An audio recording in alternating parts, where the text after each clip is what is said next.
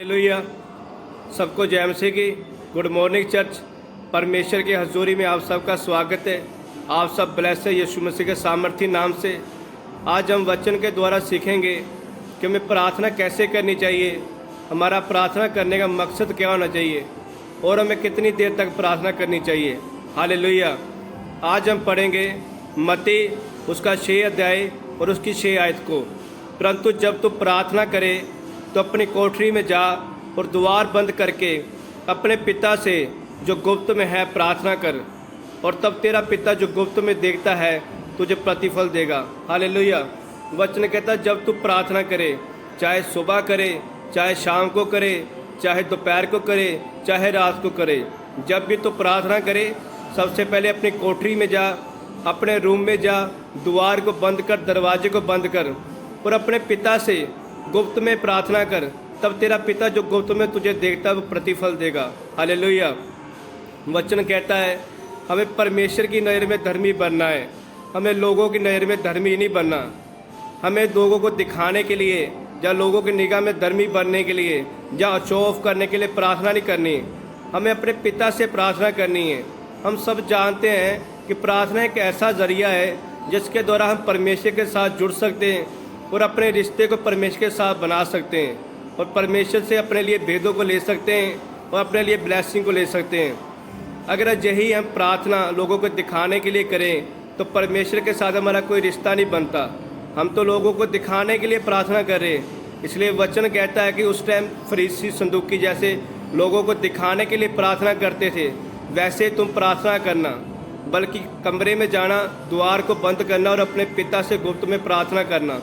तब पिता जो तुझे गुप्त में देखता प्रतिफल देगा। हालेलुया। हमारा प्रार्थना करने का मकसद ये होना चाहिए कि हमने परमेश्वर के साथ रिश्ता बनाना है, हमें परमेश्वर के साथ चलना है, हमें परमेश्वर के वचनों को मानना है और प्रार्थना के ज़रिए ही हमें परमेश्वर के भेदों को लेना है। और प्रार्थना में बढ़कर हमें परमेश्वर के साथ रिश्ते को बढ़ा के अपने लिए ब्लेसिंग को पाना है। हम सब जानते हैं कि हमारा मकसद क्या होना चाहिए। परमेश्वर ने हमें अपने एक मकसद के तहत बुलाया है, उसने हमें अपने कामों के लिए बुलाया है।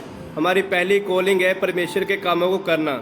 जब हम परमेश्वर के कामों को करते हैं और उसके दिए गए राहों पे चलते हैं, जैसे वचन में लिखा है वैसे चलते हैं और परमेश्वर के साथ डेली हम प्रार्थना, उसके आगे डेली हम 3 टाइम 2 टाइम जा रहे हैं, प्रार्थना कर रहे हैं, तो हमारा रिश्ता जो है परमेश्वर के साथ मजबूत होता है।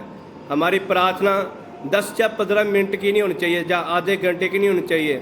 हमारी जो प्रॉब्लम्स है बहुत बड़ी है, हमारी बीमारियाँ बहुत बड़ी है और अब हमारी प्रार्थना 10 या 15 मिनट की है, तो हमारी जो प्रार्थना 10-15 मिनट की है उसके साथ हमारी इतनी बड़ी प्रॉब्लम का हल कभी नहीं हो सकता।